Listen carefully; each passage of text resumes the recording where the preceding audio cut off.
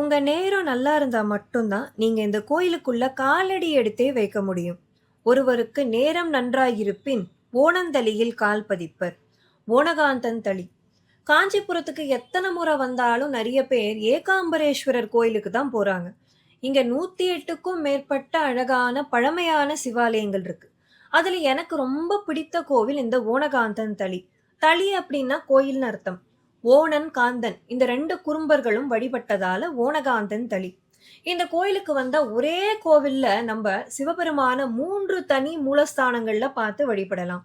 ஓணேஸ்வரர், காந்தேஸ்வரர், ஜலந்தராசுரன் வழிபட்ட ஜலந்தரேஸ்வரர். இந்த ஜலந்தராசுரன் நீர்நிலைகள்ல வசிக்கக்கூடிய ஒரு அசுரன் அப்படிங்கறதால இன்னைக்கும் நம்ம ஜலந்தரேஸ்வரர் சன்னதியில நீர் எப்பயுமே தேங்கி நிக்கிறத பார்க்கலாம். கீழே ஒரு நீர் ஊற்றே இருக்கிறதா சொல்றாங்க. ஓணேஸ்வரர் விபூதி அலங்காரத்தோட அவ்வளோ அழகா காட்சியளிக்கிறாரு. பின்னாடியே சுவாமியும் அம்பாளும் அந்த சோமாஸ்கந்த மூர்த்தி வடிவத்தை பார்த்து வணங்கலாம். சுற்றி வரும்போது வயிறுதாரி விநாயகர் இவரை பற்றி சுந்தரர் அவருடைய பதிகத்திலே குறிப்பிட்டிருக்காரு.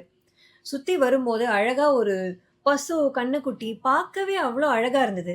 தமிழுக்கு முக்கியத்துவம் தரக்கூடிய ஒரு திருத்தலம்.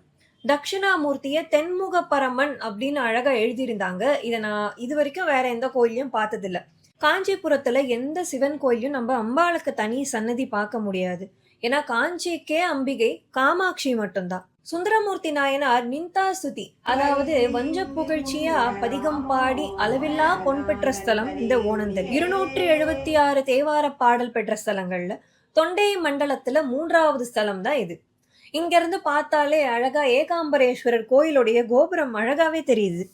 1500 ஆண்டுகளுக்கும் மேல பழமையான இந்த கோவில் அவ்வளோ அமைதியும் அழகும் பொருந்திய ஒரு திருக்கோவில். நிச்சயமா யாரும் தவற விடாம அடுத்த வாட்டி காஞ்சிபுரம் வரும்போது வந்து வழிபடணும். திருச்சிற்றம்பலம்.